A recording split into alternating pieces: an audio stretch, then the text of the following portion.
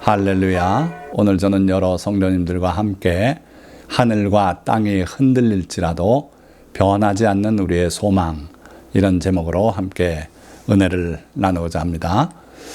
오늘도 세 단락으로 말씀을 증거할 텐데, 첫째 단락은 오늘 우리 주변의 상황들, 2년여 만에 누리는 코로나로부터의 해방감 좋습니다.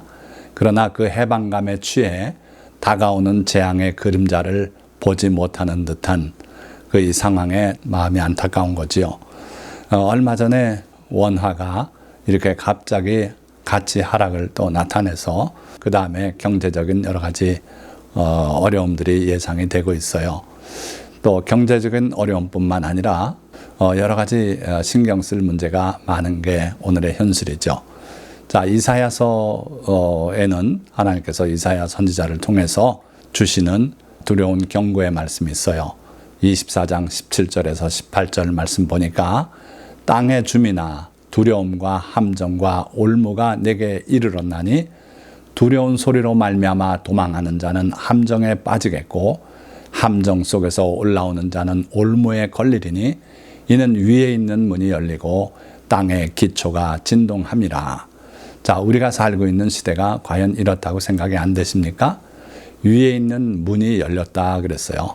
요즘 겪고 있는 그러한 기상이변들, 이거는 과연 위에 있는 문이 열렸다. 그래서 비가 이렇게 쏟아지고 또 어디는 가뭄이 오고 이렇다는 생각이 들 정도가 아닙니까?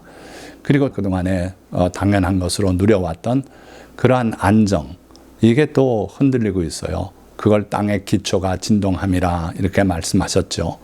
그래서 이런 상태에서 땅의 주민은 어려움을 겪을 수밖에 없죠. 그런데 여기 세 가지를 말씀하고 있는데 그 시작이 바로 두려움이에요. 그래서 18절에 두려운 소리로 말미암아 도망하는 자는 함정에 빠지겠고, 우리가 두려움 없이 주님을 신뢰하고 주님을 의지해서 이런 어려운 세상에서도 주님의 날개 그늘 아래 피하는 자는 굳이 이렇게 도망갈 이유가 없는 거죠. 그래서 남들은 두려워해도 우리는 하나님의 그늘 아래 더욱 피하고, 이렇게 되는 자는 도망할 일도 없고 함정에 빠질 일도 없고 올라오다 올무에 걸릴 일도 없어요. 그래서 오늘 여러분들이 이 말씀을 잘 들으시고 마지막 때에 어떠한 징조들이 있겠고 또 앞으로 어떤 일이 이루어질지 분명히 아시고 그 모든 두려움을 물리치고 주님을 의지해서 승리하는 성도들이 되시기를 주님의 이름으로 축원드립니다. 자, 2022년 이 한 해에도 온갖 걱정스러운 소식들이 우리에게 들려오고 있네요. 아직도 다 가려면 멀었지만 2월 달에 시작된 우크라이나 전쟁이 생각보다 심각한 영향을 전 세계적으로 미치고 있어요. 그리고 거의 끝나가는 코로나19의 망령이 아직도 온전히 사라지지 않고 우리 앞에 너풀거리고 있죠. 그래서 코로나19로 시작된 인플레이션 잡겠다고 금리를 인상하니까 그로 인해 경제적인 충격들이 오고 있고 우리나라도 그 가운데 있지요. 또 가속화되고 있는 지구온난화, 그로 인해서 더욱 심해진 기상이변, 이 밑에 그림들 강에 저렇게 말라 비틀어지고 있고요. 그로 인해 수상운송도 큰 지장을 받고 있대요. 이 왼쪽 아래 사진은 그 미국의 데스밸리가 홍수가 나서, 여기는 완전한 사막입니다. 그런 사막 지역이 이렇게 홍수로 뒤덮이는 이런 일이 벌어지고 있어요. 그리고 빙하가 녹고 만년설이 녹아내리고 이렇게 해서 정말 앞으로 큰 문제가 있겠다 하는 거죠.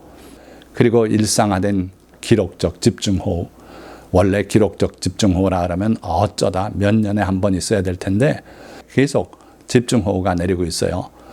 데스밸리의 홍수는요, 그냥 쉽게 1000년 만에 홍수다 그렇게 부르고 있고요.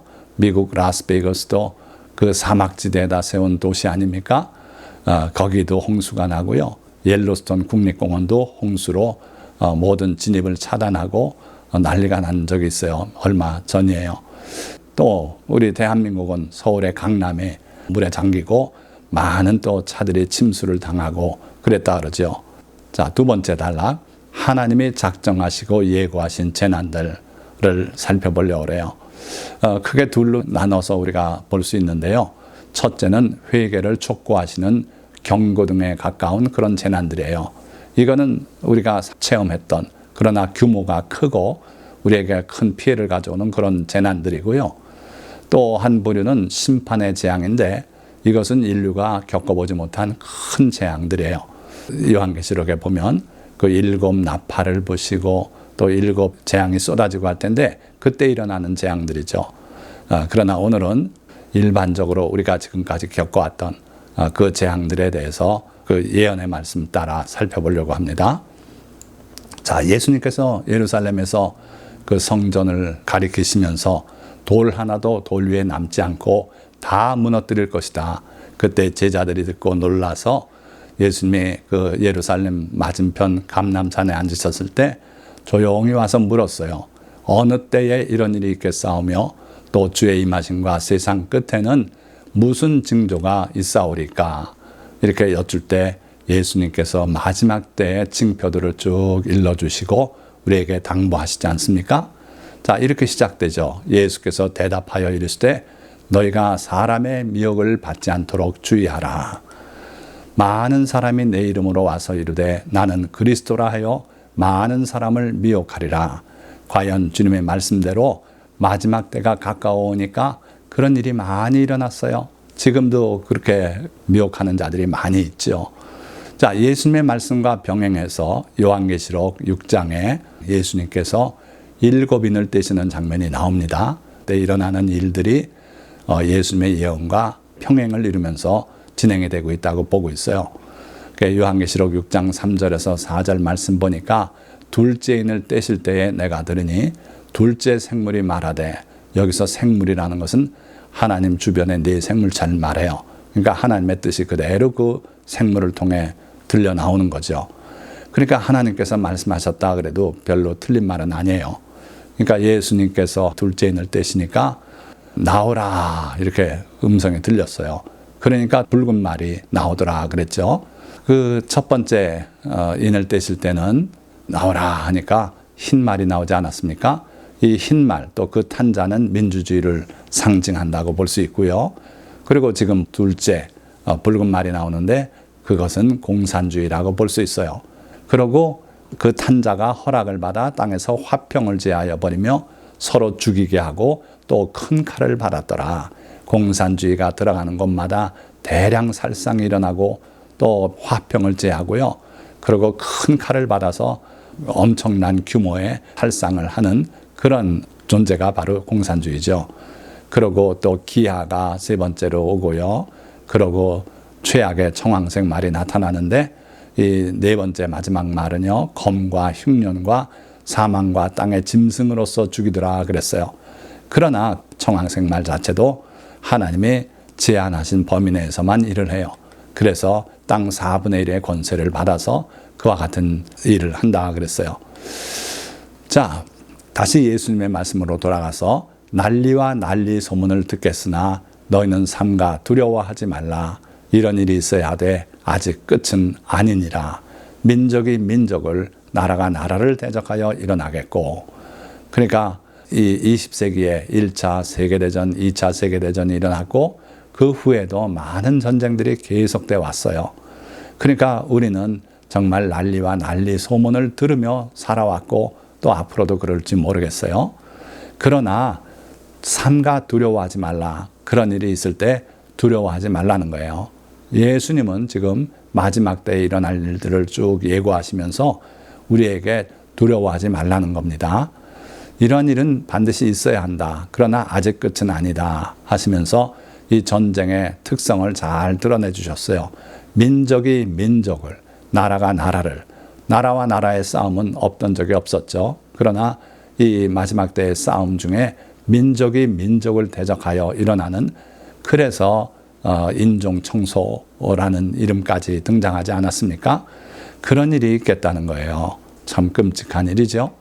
자, 그리고 곳곳에 기근과 지진이 있으리니 이 모든 것은 재난의 시작이니라. 앞에 말씀한 전쟁과 전쟁, 또 이제 말씀하시는 기근, 지진, 이 모든 것들이 재난의 시작에 불과하다. 앞으로 올 큰 재난에 비하면 시작에 불과하다 하는 거예요.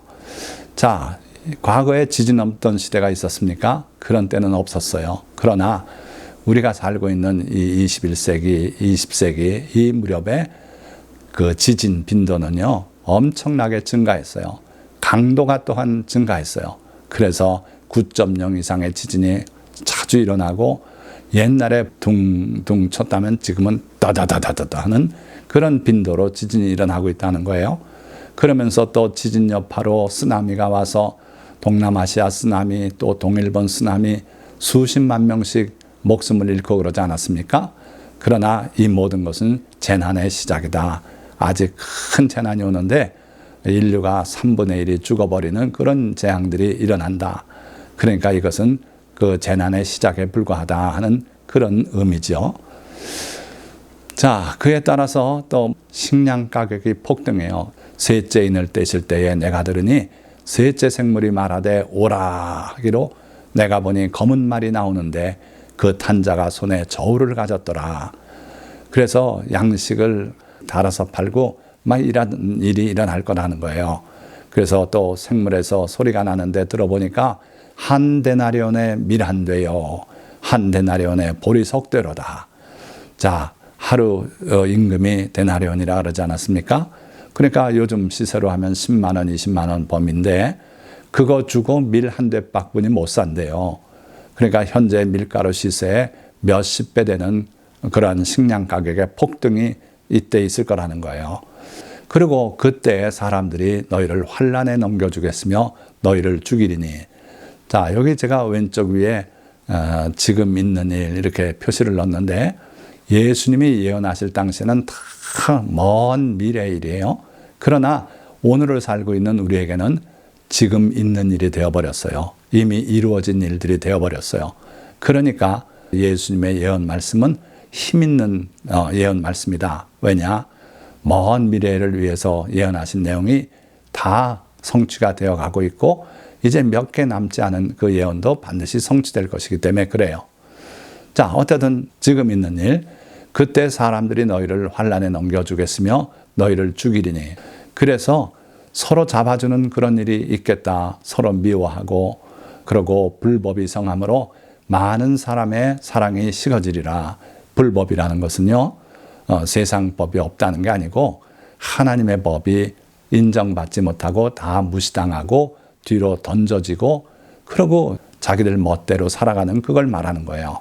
그러니까 결국은 믿음도 다 헛것 같고 하나님의 법을 버림으로써 혼동 속에 빠져요.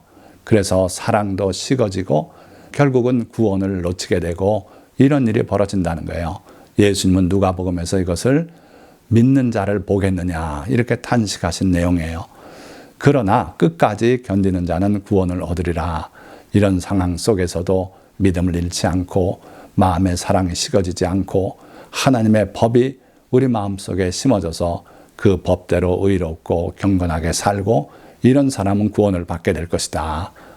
이 천국 복음이 모든 민족에게 증언되기 위하여 온 세상에 전파되리니 그제야 끝이 오리라. 자, 예수님 당시에는 예수님의 활동 범위는 이스라엘 땅으로 국한됐어요.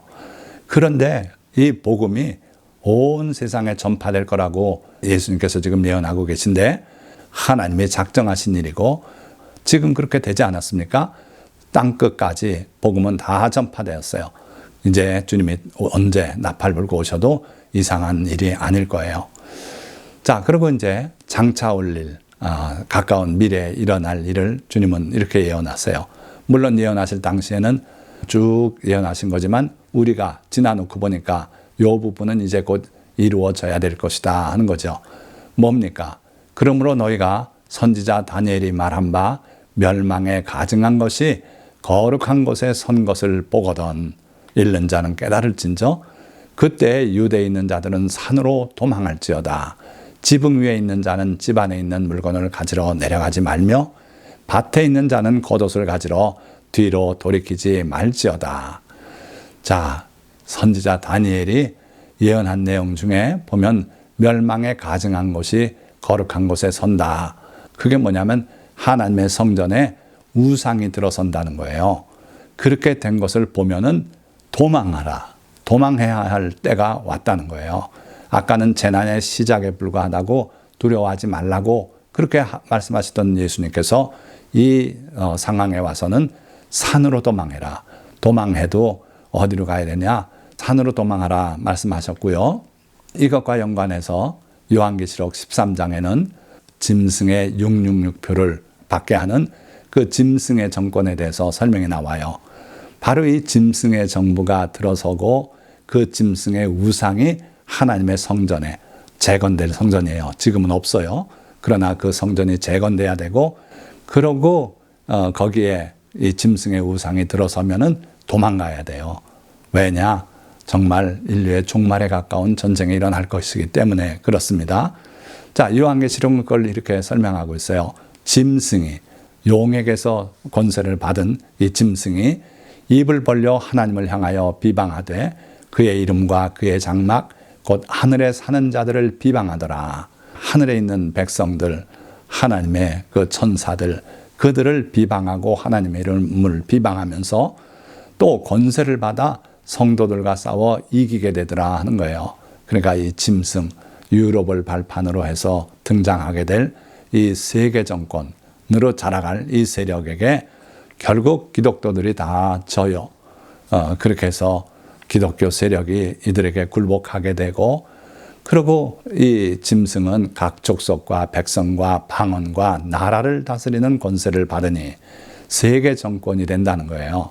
그래서 온 인류를 다 지배하고 통치하고 그걸 필요로 하는 시대가 되기 때문에 이게 이루어지는 거예요.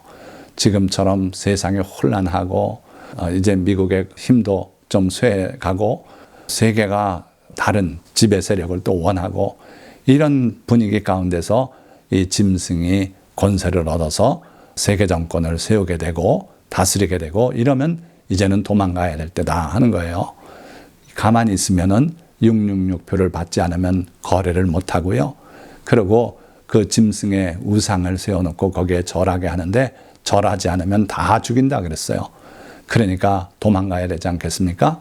이때는 도망가라는 거예요. 어디로요? 저 산으로 도망가야 되는 거예요. 그래서 죽임을 당한 어린 양의 생명책에 창세 이후로 이름이 기록되지 못하고 이 땅에 사는 자들은 다 그 짐승에게 경배하리라. 그렇게 해서 평안합니까? 그렇지 않고 하나님께서 심판하시는 재앙이 쏟아질 때 이 짐승에게 또 짐승의 우상에게 절하고 그 짐승의 표를 받은 자들은 영원토록 고난을 받겠다 그러셨어요. 자, 그래서요, 이 짐승의 때는 고난과 순교의 때예요. 도망가지 않으면 고난당하고 순교할 수밖에 없는 그런 시대다. 곧 올 거다 하는 거예요. 자, 그러나 아직 안 왔습니다. 그런데 메리침만 나와도 그거 받으면 짐승의 666표를 받는 것이라 지옥 가게 된다. 또 지금 코로나 백신을 맞으라 그러니까 그거 맞으면 지옥 간다. 막 이렇게 해서 두려움을 주고 혼란케 하는 그런 어리석은 자들이 있어요. 결코 짐승의 세계 정권이 등장하기 전에는 그런 일은 일어나지 않습니다. 여러분들은 주님의 말씀을 분명히 알고 그 말씀에 따라서 지혜롭게 대처해야 돼요. 그 예루살렘 성전이 중건이 되고 세계 정권이 나타나서 거기에 짐승 우상을 세운다 하면 그때는 도망가야 돼요. 세상의 모든 걸 버리고 그리고 산속으로 도망가야 되는 때가 온다는 거예요. 그 때가 우리 시대에 올는지 아직도 100년 후에 올는지 그건 몰라요. 그런데 성급하게 그 일어나는 표적도 보지 않고 그냥 666표라고 컴퓨터가 등장할 때부터 666표라고 주장하는 분들이 있었고요. 바코드가 생겨나면서 그게 666표라고 주장하는 분들도 있었고, 그러니까 여러분들 그렇게 속으면 이 땅에 우리가 발을 디디고 열심히 살고 복음을 전파하고 사랑을 베풀고 그래야 될 때 다 버리고 그때 미리 산골짜기로 들어가는 분들이 있어요. 그건 어리석음이에요. 그래서 여러분들이 때를 잘 구분하고 아직 두려워하지 않을 때 두려워할 필요도 없고요. 하나님만 의지하고 그렇게 굳세게 나가시기를 축원드립니다.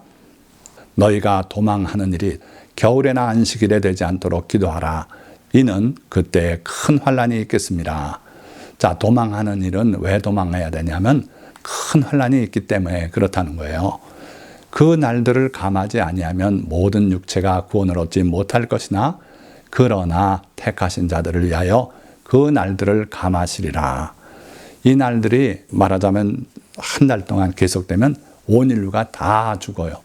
다 멸절해요. 인류 종말이 와요. 그러나 하나님께서 택하신 자들을 위해서 그 날들을 감하시리라 그랬어요. 자, 그러면 어떤 전쟁이길래 인류가 종말이 올까요? 여러분들 잘 아시죠? 핵전쟁이에요. 핵무기 외에는 인류의 종말이 다가오는 전쟁은 있을 수 없어요. 인류의 마지막 때에 이런 핵전쟁이 있을 수가 있는데 벌써 그런 징조가 있지 않습니까? 러시아 우크라이나 전쟁에서 러시아가 계획대로 안 되니까 그런 얘기를 했어요. 핵무기를 사용할 수도 있다는 거예요. 그러니까 그게 빈 말이 아닌 줄 압니다. 공산주의자들은 큰 칼을 받았어요. 많은 살상을 두려워하지 않아요. 자기들의 목적을 이루기 위해서 그렇습니다. 붉은 말이 지금도 뛰고 있다는 거예요. 흰 말도 있어요. 이기고 또 이기려고 하지만 또 이긴다는 보장이 없어요. 그런 상태로 뛰고 있는 게 흰 말이고요.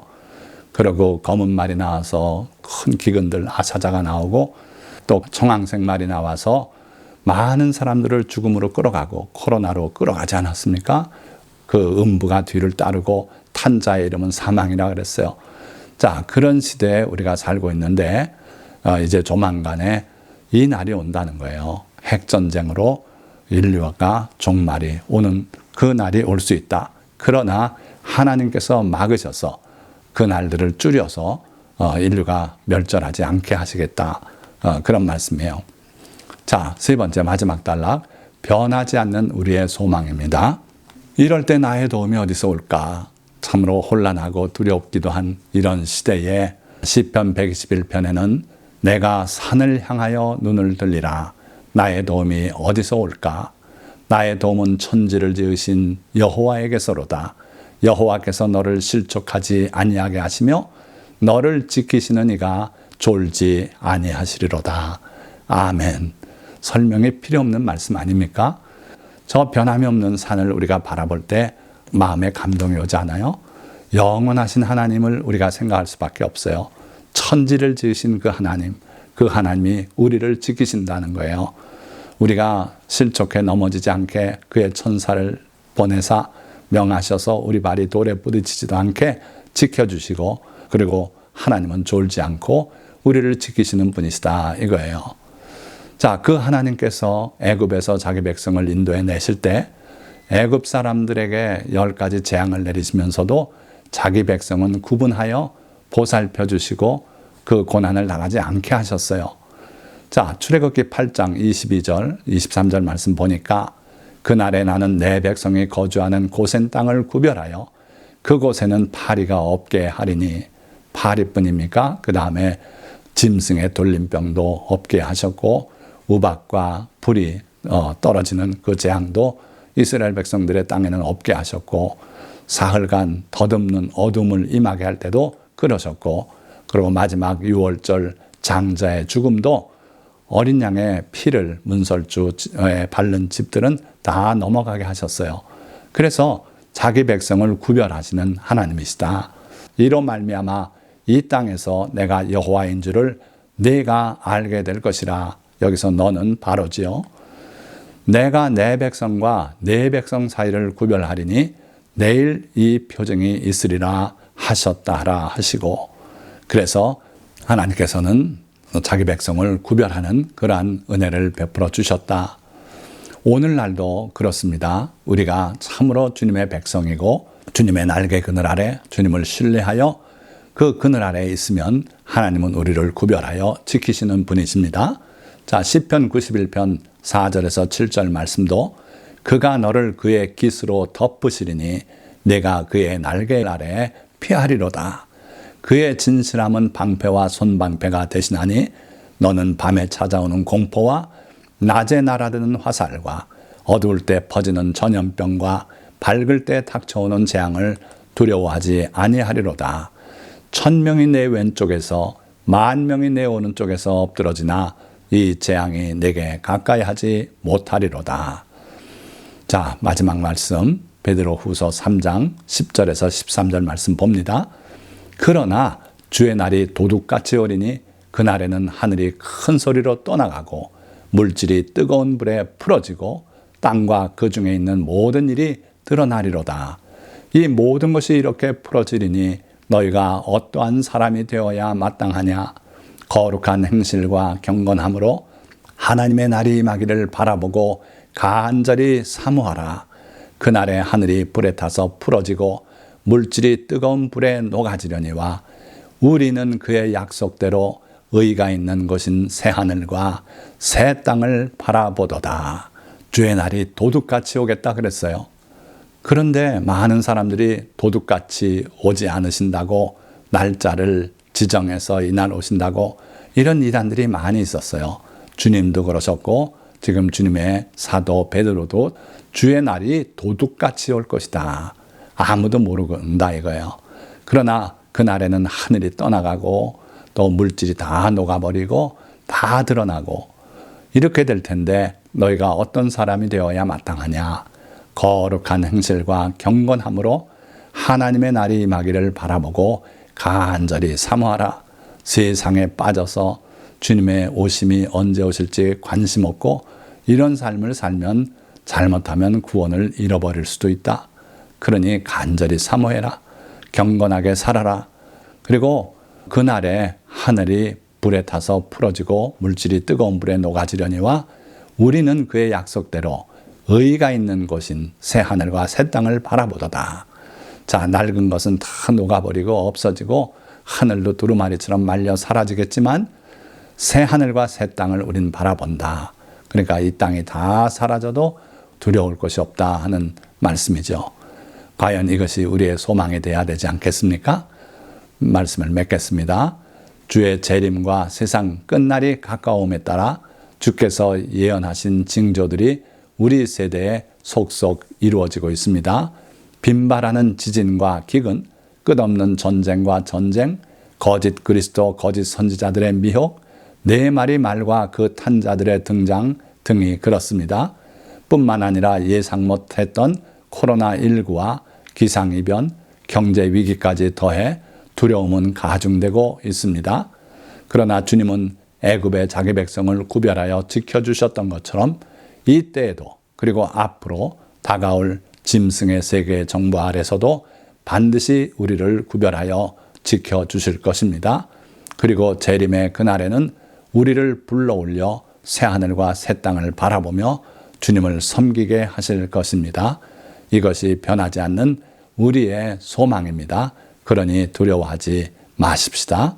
할렐루야. 오늘 이 말씀을 들은 모든 성도님들은 이와 같이 주님의 날개 그늘 아래 거하며 주님을 신뢰하고 이 마지막 시대를 승리하며 살아가시기를 주님의 이름으로 축원드립니다.